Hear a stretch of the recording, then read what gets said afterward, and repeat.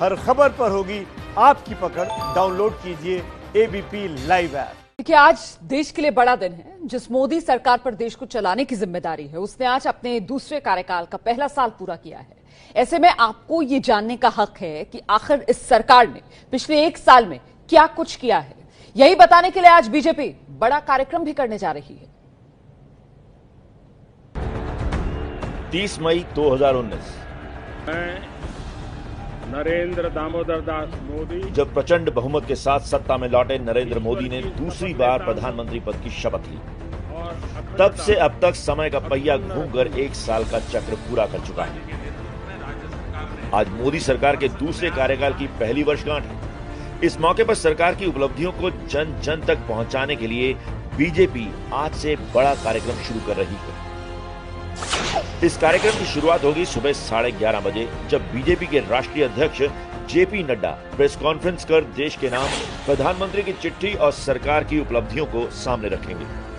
इसके बाद शाम 4 बजे फेसबुक लाइव के जरिए भी जेपी नड्डा का संबोधन होगा, जिसमें वो आत्मनिर्भर भारत की झलक पेश करेंगे।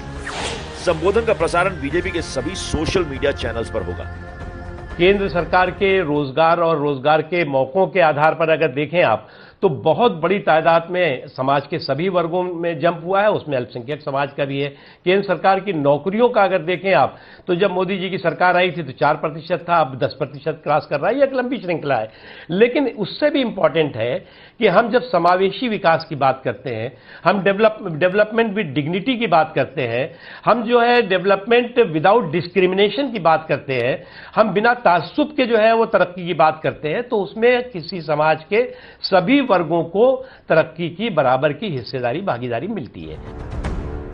बीजेपी अध्यक्ष जेपी नड्डा की प्रेस कॉन्फ्रेंस और फेसबुक लाइव के बाद केंद्रीय मंत्री, राष्ट्रीय पदाधिकारी और बीजेपी शासित राज्यों के सीएम 1000 वर्चुअल रैलियां करेंगे। 150 मीडिया सेंटर में प्रेस कॉन्फ्रेंस के जरिए मोदी सरकार की 1 वर्ष की मुख्य उपलब्धियां, आत्मनिर्भर भारत और कोरोना से प्रभावी तरीके से लड़ने को लेकर सरकार की बातों को जनता तक पहुंचाने की कोशिश होगी।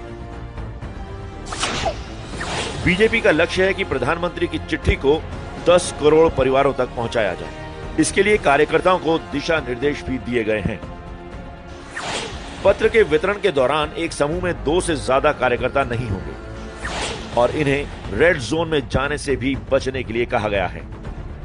पीएम मोदी के आत्मनिर्भर भारत की अपील पर आज बीजेपी के कार्यकर्ता स्वदेशी का भी संकल्प लेंगे।